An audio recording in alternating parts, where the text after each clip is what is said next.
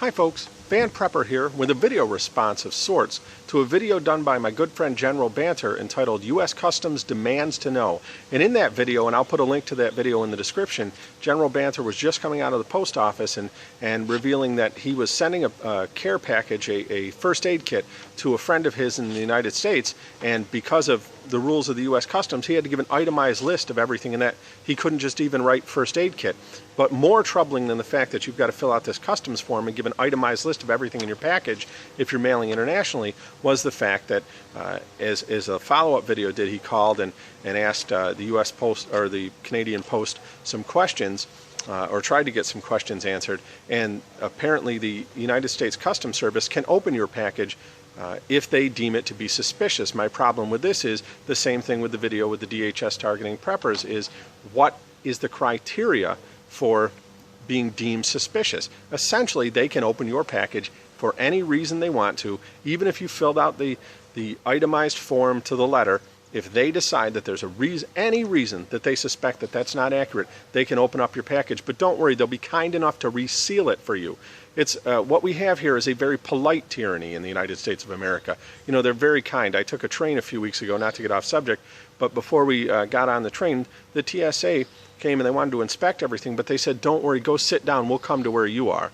Well, thank you very much for bringing your tyranny. It's like door-to-door tyranny they have here. It's fantastic. It's full-service tyranny is what I like to call it. But back on the General Banter video, so what I did was I called our local U.S. Post Office here, and I asked the same question. I said, is it true that I have to fill out a form if I mail something internationally, giving an itemized list of what's in there? And the guy said, yes, you do.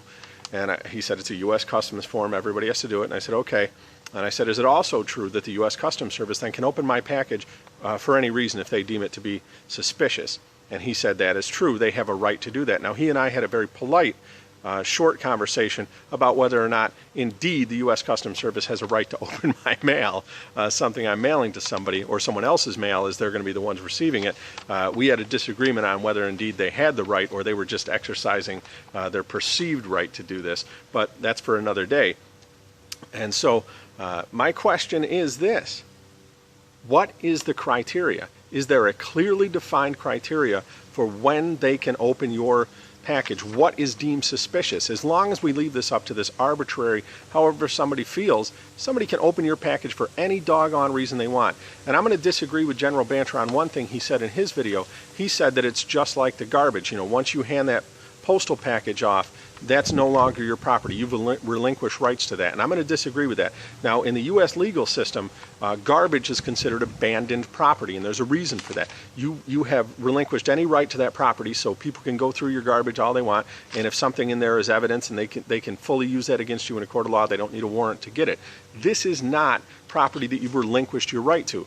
You are simply, whether it's still maintained yours until that's delivered to the person, or it automatically, once you hand it to the post office, it becomes the property of that other person, is irrelevant. It is not at any point the property of the United States Postal Service or the U.S. Customs, and therefore you have not abandoned your right to that, or the person who's receiving it in the mail has not abandoned their right of ownership to that package. So U.S. Customs does not have an absolute right to go through your stuff for any reason, minus warrants, minus anything. And listen, I get that I don't want to get bombs in the mail or anything any more than anybody else does, okay? I'm not saying that there is not, a reasonable case in which they would be able to open up a package and see if they think there's something suspicious. But this whole idea that there's no formulated criteria for what that is, it's just if you have a reason to be suspicious, is garbage, because somebody might be suspicious because I mailed it in a blue box. I don't know, but that's not a good enough reason, just because that day you didn't like the color blue, to go open up my package and rifle through it. And I don't care if you're going to repackage it nicely and forward it to the person that it's going to. You don't have a right to look through my stuff to begin with, because it's my stuff, or it's that person's stuff that they're going to receive. Either way, it is not your stuff, and you need some sort of well-defined criteria to go rifling through it. I'm Van Prepper with a little bit of a rant. I will put a link, as I said, to General Banter's original video in the description of this video. Please check it out. Check out General Banter. He's got a great channel going on, and he's a great guy. I'm Van Prepper. Happy shooting.